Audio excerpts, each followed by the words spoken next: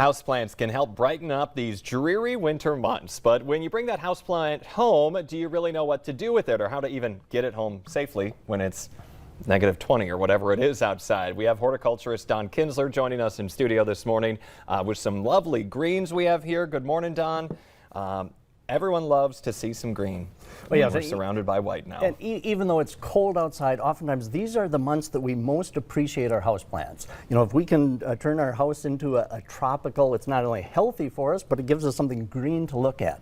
So this is a time that we really do appreciate these, but it's also a hard time to buy and transport houseplants. But there are some good ways. Okay. Now I bought these plants yesterday from a garden center.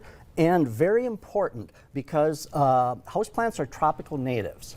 And so unless it's above 55 degrees, they're going to get chill injured if you just take them from the store out to your vehicle. And it hasn't hit 55 degrees around here in a while. For a while, exactly. Yeah. So now the garden center that I bought these at did a really nice job of protecting them. Of course, I have my vehicle warm. Very important, and they put it inside a box, and then they took plastic bags, double, wrapped them up good, and then what they did also, which we can do, you know, ourselves if you're kind of helping them wrap, is enclose it in the plastic bag and even put a little puff of warm air in and enclose it in a bubble. Try to have like a little greenhouse bubble. And that's a wonderful way then to transport your plants safely. If you don't do that, they can easily become chill injured and they won't recover from that. So very important from the garden center or store to home, wrap it up really, really well, double bag, etc. So then once we get our plants home, most of the plants that we buy are sold in a greenhouse type pot. And those little plastic ones like you got like there. Like these. And so most of us would want to repot these. You know, it could live in that for a while yet, but it's soon going to need more rooting space. So let's talk about repotting the plants that we bought. Now the main thing when we're choosing a container is that it has drainage, a drainage hole. Very important. Otherwise, the plants can become waterlogged. And get root rot, right? Can't they get that from there? Okay. They sure can. Now, I like the just classic unglazed clay pots. The reason for that is they do breathe through the outsides. Oh, I never knew that. That helps with oxygen exchange and the root system can become healthy. So I really like the traditional clay pot, unglazed. Now I've soaked these because they do absorb moisture, so I soaked them first. So a very important drainage hole. Next, potting mix. Potting mix, these plants are going to grow in here for a while. So potting mix, we should buy the highest quality that we can, either a national brand or one that the garden center would recommend. Now the high quality potting mixes are very, very dry out of the bag. Just extremely dry. Yeah, I see it just kind of falling all over the place. And those would be hard to work with. But there's a little trick, and that is the day before you're ready to use the potting mix, moisten it down well, stir it up by hand, and look at how nice and mellow that becomes. Yeah, it looks like much better. Moisten it down well the day before you're going to use it.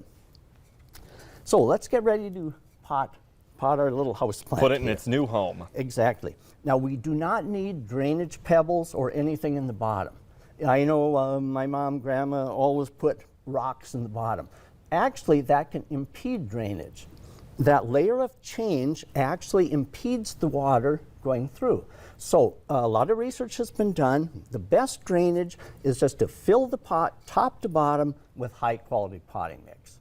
So we don't need a coffee filter in the bottom. We don't need rocks, pebbles in the bottom. So let's repot this. Okay, and that's good advice. Yeah, I'm of the same mindset. I've always seen people put little rocks in the bottom of it, and so I've actually done that too, because that's just what I thought you did. You know, your plant's not automatically going to die, but we don't need it, so we can save that step, and the drainage is actually much better. Okay. So this, let's repot this. It's a bird's nest fern, which is a nice little fern. Beautiful. It will become nice and large as time goes on.